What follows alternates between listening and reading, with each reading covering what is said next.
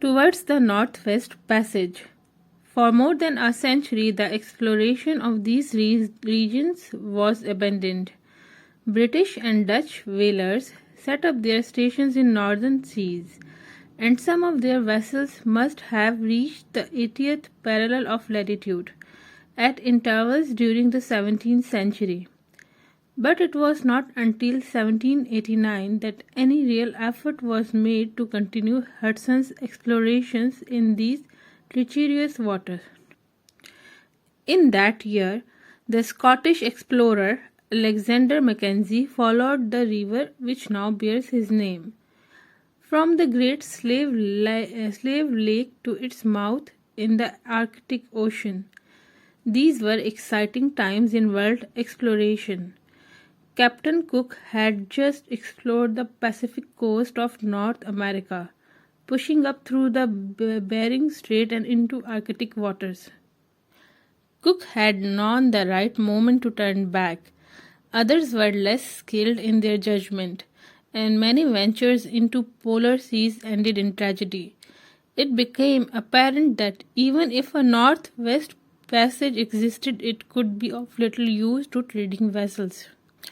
For many months of the year, these waters were frozen solid, and when the thaw began, they were obstructed by huge blocks of ice capable of crushing the wooden hulls of the ships then in use.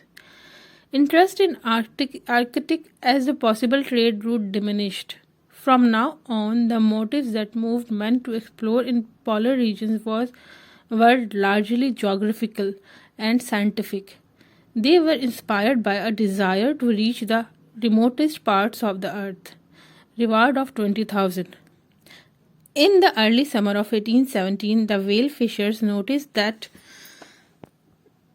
the weather was exceptionally mild. The ice was thawing more than usual. Taking advantage of these favorable conditions, William Edward Parry sailed westwards from Greenland through Lancaster's Sound, Barrow Strait and Melville Sound until he came within sight of Banks Island. Without realizing it, he had travelled about two-thirds of the way to the Bering Strait and the Pacific. The Northwest Passage had not yet been discovered, but interest was revived by the British government, which offered 20,000 to the first explorer to prove that it existed. A further £5,000 was to go to the first explorer to reach 89° north. And Sir William Parry started off from Spitsbergen in 1827, with high hopes of winning it.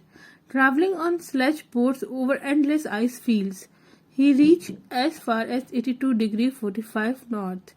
Observation then showed that the ice was drifting southwards faster than he and his men were moving northwards. They had to turn back. Knighted for exploration. Though the search for the Northwest Passage continued, success was not achieved until the early 1850s. An expedition led by Robert McClure in the ship Investigator reached Banks Island via the Bering Strait. Changing to sledge, the explorers pressed on to Melville Sound, which Parry had reached 30 years previously. In the spring of 1853, McClure was on the point of returning to the Canadian coast when help arrived from Captain Kellett's schooner Resolute, which had been wintering nearby. The two parties joined up on the 17th June 1853, and after an absence of 4 years, McClure returned to England to be knighted as the first man to traverse the long route from Bering Strait to Davis Strait in the North Atlantic. For 2 centuries, European and American explorers had struggled to find this famous sea route, and at last the search was over. But this was only a beginning to the real exploration of the polar regions. As yet, no explorer had been within 400 miles of the North Pole itself. Drifting to Franz Joseph Land. Arctic exploration now attracted expeditions from many European countries. The seas to the east of Spitsbergen had been neglected. While explorers were sailing in the waters to the north of Canada, when E. Carlson reached Ice Haven in Novaya Zemlya in 1872, for example, he found a hut that Barents had built 274 years before. He was the first to visit the hut in all that time. The relics that Carlson brought home are now on show in the Naval Museum at The Hague. In July 1872, an Austro-Hungarian expedition led Julius Bayer and Karl Weprecht sailed from the Tromsø in the Tektof to seek the northeast passage to the Bering Strait. After reaching a point to the north of Novaya Zemlya, the Tektof ran in the bitter weather and was locked in the ice for a year. The ship drifted helplessly for months, its largely Italian crew suffering terrible privation. Frostbite, famine, and exhaustion were the lot of officers and crew, who survived by eating smoked herrings and occasional seabirds. For water, they depended on ice melted over little fires made by burning wood from the ship's superstructure. Polar currents dragged the ship along until at the length the crew sighted a mountainous mass of land at about 80° north. This region, previously unmapped, they named Franz Joseph Land after the Austrian emperor.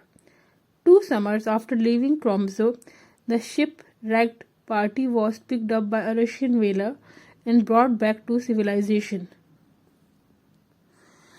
Forcing the Northeast Passage.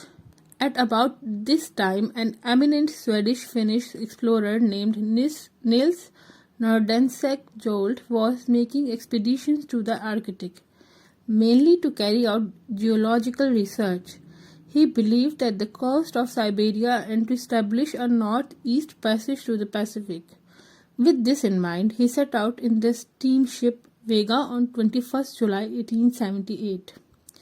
Another ship accompanied him as far as the mouth of Lena River beyond Cape Chelyuskin, the most northerly point of Russia. Some weeks after the ships had parted, the ice in the Vega and the Swedish expedition was marooned for 9 months off northeast Siberia. This is the country of Mongoloid Cherkessy people who lived in skin tents, and Nordenskiöld described them in his story of the voyage of the Vega when the ice melted. The ship sailed on, passing through the Bering Strait on 20th July 1879. Yokohama was reached a few weeks later, and in the following April, the Vega was back in Stockholm. Nils Nordenskiöld was made a baron in recognition of his voyage through the Northeast Passage, which sailors had been seeking for more than 300 years.